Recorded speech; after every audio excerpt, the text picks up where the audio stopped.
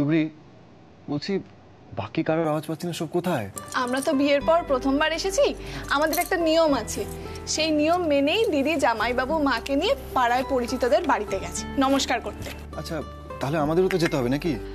না, আমি দুপুরবেলা গিয়ে প্রণাম করে এসেছি। এখন আবার কে ফোন করলো?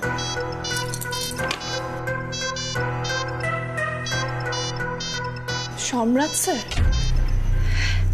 হ্যাঁ স্যার বলুন। হ্যাঁ কাল কখন? সকালে? হ্যাঁ হ্যাঁ আমি পারবো। না না স্যার আমি পারবো, সেরকম কোনো পরিস্থিতিই আসবে না, আপনি একদম চিন্তা করবেন না, আমি ঠিক সময় পৌঁছে যাব স্যার। কি বললেন? বললেন কাল যেতেই হবে মানে যেতেই হবে, কোনোভাবে সেটা মিস করা যাবে না। কালই আমার ফিজিক্যাল টেস্টটা আছে, আর এটা কোনোভাবেই মিস করা যাবে না। মিস করলে সব কিছু শেষ হয়ে যাবে। তুবড়ি মিস করলে সম্রাট স্যার কি বলবে কি না বলবে আমি জানি না, আমি কিন্তু তোমাকে ইনফ্যাক্ট তুবড়ি তোমার সুবিধাই হলো, তোমাকে কালকে আর লুকিয়ে যেতে হবে না। আমরা নয় বাড়ি ফেরার সময় কাজটা সেরে তারপর বাড়ি ঢুকবো। হ্যাঁ আমি না মানে বুঝতে পারছি না, জানেন তো কিরকম একটা লাগছে। আমি কাল জীবনের একটা নতুন অধ্যায় শুরু করতে চলেছি, আমি আমার স্বপ্নের কাছে একটু একটু করে এগিয়ে যাচ্ছি।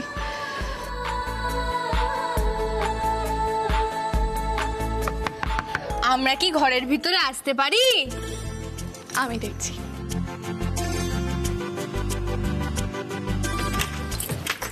ছোট খুব ফাজিল হয়েছিস তুই। আচ্ছা আচ্ছা ভদ্রতা দেখানোটা ফাজলাম হয়ে গেল তো, তাহলে নক না করে না জিজ্ঞেস করেই ঢুকে পড়তে পারতাম। আচ্ছা ঠিক আছে সব থাক, যে কারণে এসেছিস সেটা বল। হ্যাঁ হ্যাঁ হ্যাঁ অর্জুনদা, তুমি আমায় যে নতুন জামাটা দিয়েছো না, আমি ভাবছি ওটা পরবো, আর সেটা এখনই। হ্যাঁ পরো, কে বারণ করেছে তোমায়? তা নতুন জামাটা পরে কি আমি বাড়িতে বসে থাকবো নাকি? ও অর্জুনদা চলো না, আমাদের সবাইকে নিয়ে একটুখানি ঘুরতে বেরোবে, চলো না। ও এরকম ব্যাপার। আচ্ছা বলো কোথায় যেতে চাও? আমরা না একটু সিনেমা দেখতে যেতে চাই। আমি না কোনোদিন হলে গিয়ে সিনেমা দেখিনি। কোনোদিনও না? মাকে যতবার বলেছি যে আমরা সিনেমা দেখতে যাবো, মা বলেছে বিয়ের পর বরের সাথে যেতে। তাহলে এখন তো কোনো সমস্যাই নেই, বলো? কি করে যাওয়া যায় মানে তিন্নি, আমরা চারজন তো যেতে পারি, কিন্তু তোমার তো যাওয়া হবে না, তোমার তো বরই নেই। তিন্নি একটা ব্যবস্থা করা যায় জানো তো? এই কি ব্যবস্থা? ব্যবস্থাটা হলো তোমার জন্য একটা বর খুঁজে নে। এইটা কিন্তু ভাইরা ভাই তুমি একদম ঠিক কথা বলেছো। তাহলে দাদা তুমি আর আমি মিলে তাহলে বেরোই ওর জন্য একটা বর খুঁজতে। হ্যাঁ নিয়ে আসি।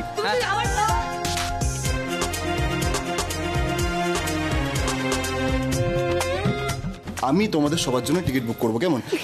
হাতে 15 মিনিট সময় আছে, তোমরা সবাই রেডি হয়ে নাও, যাও।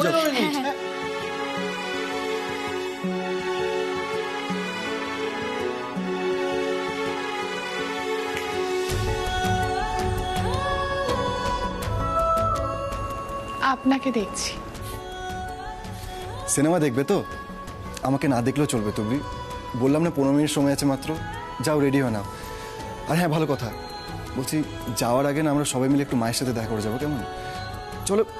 চলো রেডি হয়ে না, বললাম না সময় নেই, যাও।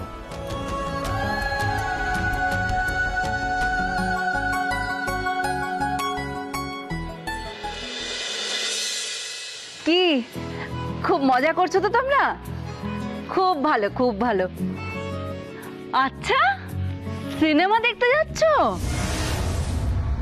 খুব ভালো। আসলে আমাদের বিয়ের পর তোমার কাকা আর আমি যখন অষ্টমঙ্গলায় আমার বাপের বাড়ি গিয়েছিলাম, তখন তোমার কাকাও আমাদেরকে সিনেমা দেখাতে নিয়ে গেছিল।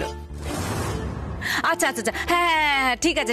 আর শোনো, তুমি কিন্তু সেলফি তুলবে, হ্যাঁ, আর আমাকে পাঠাবে, আমি কিন্তু দেখবো।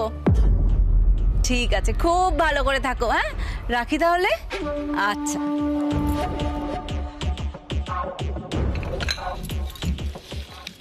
মা, চা দাও। আজকে তো অর্জুন ওর শালিদেরকে আর ভাইরাকে নিয়ে মাল্টিপ্লেক্সের সিনেমা দেখাতে নিয়ে যাচ্ছে। সে কথা তুবড়ি তোমাকে ফোনে জানালে বুঝি? না দিদি, তুবড়ি আমাকে ফোন করেনি, আমি অর্জুনকে ফোন করেছিলাম।